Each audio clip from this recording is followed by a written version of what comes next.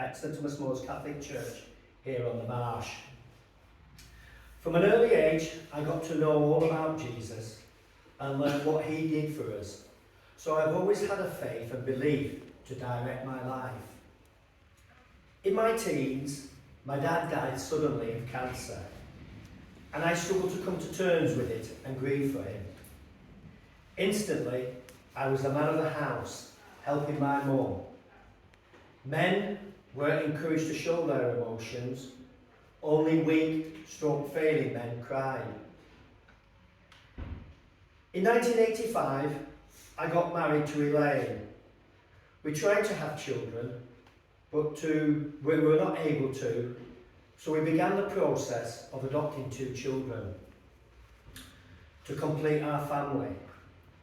Tragically, Elaine developed a brain tumour and suddenly died.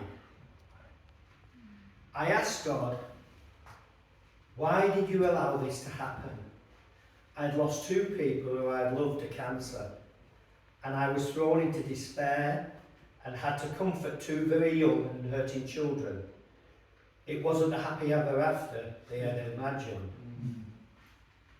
I felt abandoned and lost. Those who said they would support me quickly returned to their own lives, but thanks to my faith, I knew God hadn't abandoned me, and he was always by my side. But I turned to alcohol to help me bury my emotions.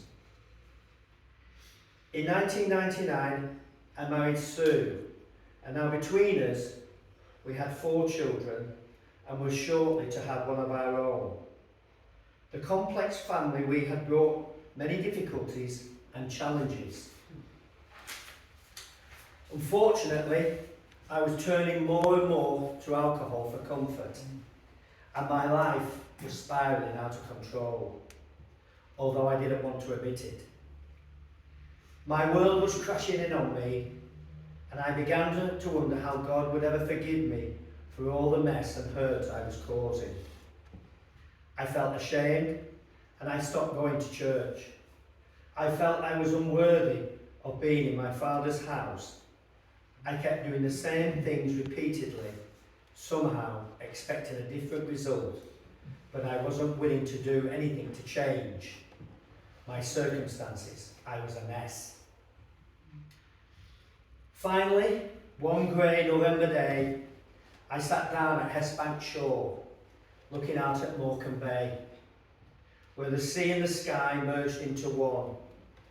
There was no warmth, no light. I felt no love or hope. I finally cried out to God, I can't do this anymore. But Psalm 40 verse 1 to 2 says, he turned to me and heard my cry. He lifted me out of the slimy pit, out of the mud and mire, and set my feet on a rock and gave me a firm place to stand. It was my moment of revelation. Not only did he take away my alcohol, but the guilt and shame that I had suffered with, but also my craving and the need for another drink. The Holy Spirit gave me that strength to carry on and see that I could rise from the mess, that my mess may be a message for others. God hadn't abandoned me, but like the Good Shepherd, he is. He waited for me. I was lost, but now I was found. Yes, I'm still a work in progress, but attending Celebrate Recovery, I can start to unravel all my hurts and habits and hang-ups, which gave me freedom using the 8 recovery principles based on the Beatitudes of Matthew's Gospel. I was able to identify my problems and consciously choose to commit all my life and will to Christ's care and control. Working through Principle 7 from Celebrate Recovery, I reserve a daily time with God for self-examination and prayer in order to know God and his will for my life and to gain the power to follow his will. Now, through my testimony, I love to bring good news and tell people what God has done in my life. I don't feel ashamed. I've been back across to Hesbankshaw many times, and I always stop and look at God's creation. Morecambe Bay with the magnificent Lakeland Hills. I now can feel God's love for me, and by the grace of God, he has forgiven me and given me hope, purpose and direction. But most of all, I'm truly thankful for that he saved me. Thank you for listening.